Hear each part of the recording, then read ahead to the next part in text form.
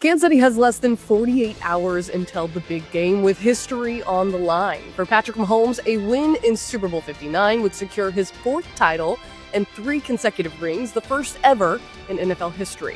Now, for others like DeAndre Hopkins and Kareem Hunt, a win would give them their first ever ring, of course, much deserved after their NFL accolades. So, plenty of motivation on the line as the Chiefs head into the Superdome to meet the Eagles. We're going to talk through all things Super Bowl 59 from New Orleans right now.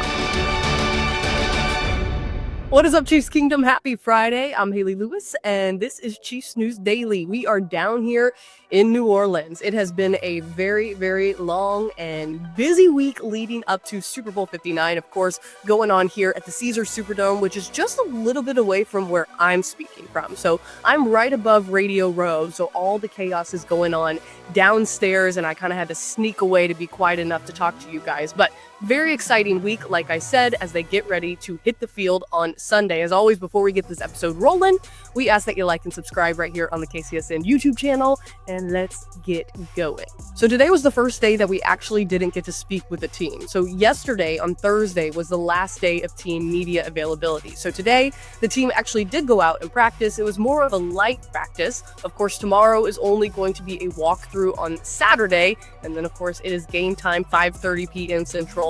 The Eagles and the Chiefs going to be facing off in the Superdome. Like I said, that's just a little bit away from where we are at here on Radio Row, down in the heart of New Orleans, and you can tell the Super Bowl is getting closer.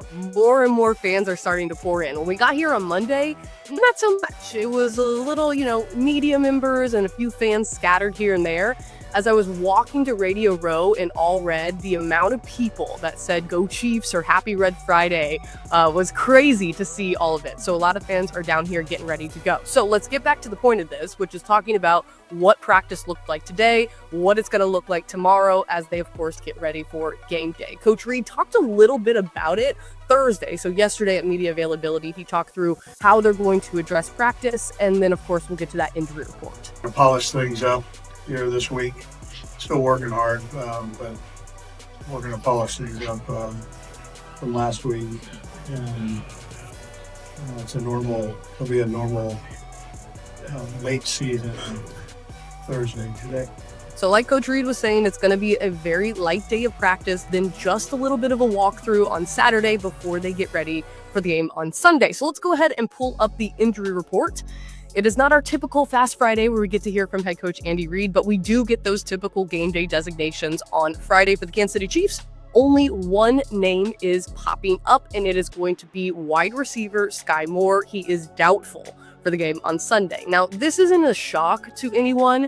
His 21-day practice window was activated just before they left Kansas City to come down here in New Orleans. So he's still technically on the injured reserve with an abdomen injury. So him being doubtful for Sunday is no surprise and shouldn't be shocking anyone. Now, the other 3 names that are listed, Matt Araiza, the punter, right tackle Jawan Taylor, and of course Patrick Mahomes, all full participants. So they will be absolutely good to go on Sunday. Now, let's also take a look at the Eagles game day designations, which you can see listed here as well. And then I want to go to a tweet.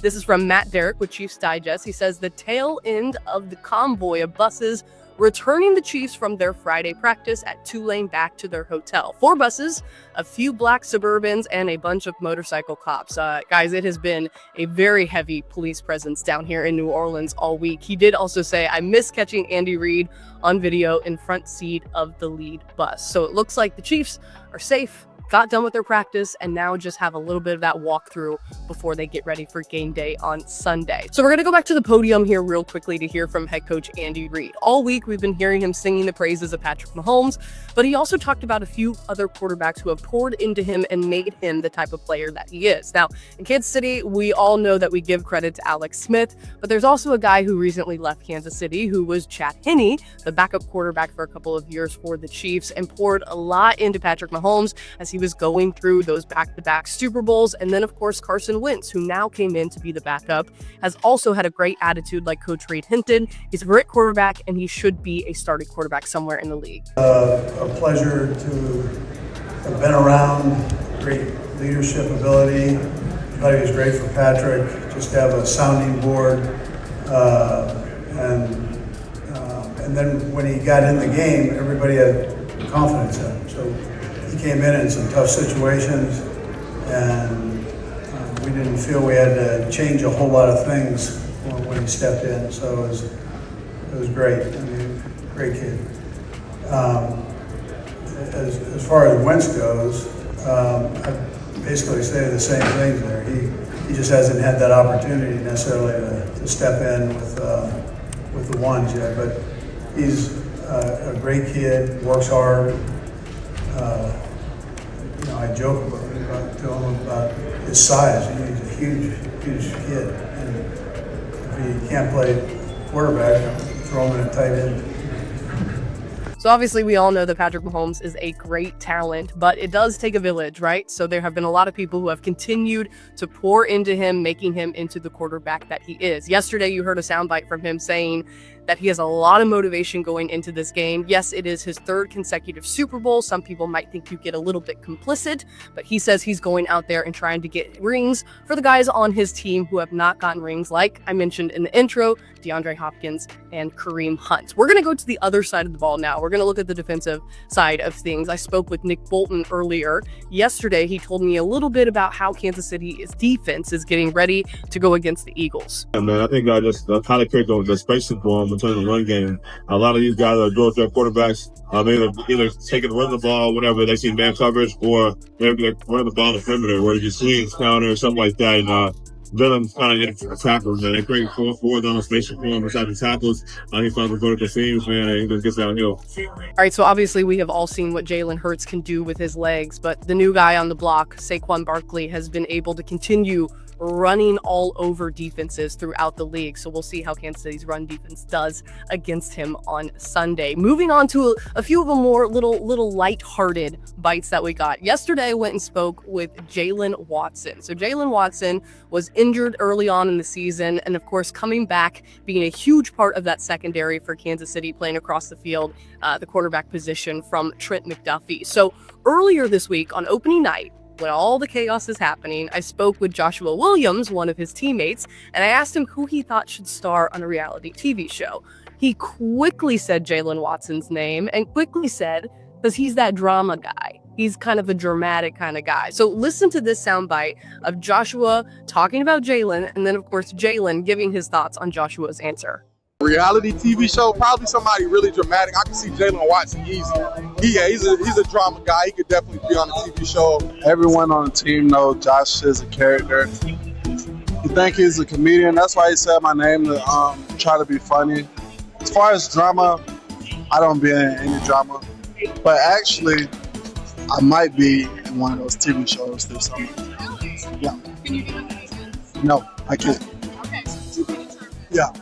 All right, Tucker, you're more of the reality TV kind of guy, so maybe you'll have to give some insight to what reality TV show you think Jalen Watson is going to be on, but keep your eyes out. Apparently, he has already filmed a reality TV show, and we will hopefully find out here soon what he's going to be starring on next. All right, last clip I got for you. This was kind of fun. So what happens during these media availabilities is, yes, there's a huge scrum of media members trying to talk to all of these players around the room. But then when certain players are not on the podium and not having to sit and listen to media players ask them, or media members ask them questions, sometimes they'll go around and poke a little bit of fun at their teammates. So we got to see Xavier Worthy, the rookie, go up to Chris Jones during his press conference and get a little questions in that he had of his own. Hey, Chris, Trav said something about the formula last year. Can you let us know what he meant by that? The formula is something that the recipe we have designed for winning. We have a recipe here at Chiefs Kingdom.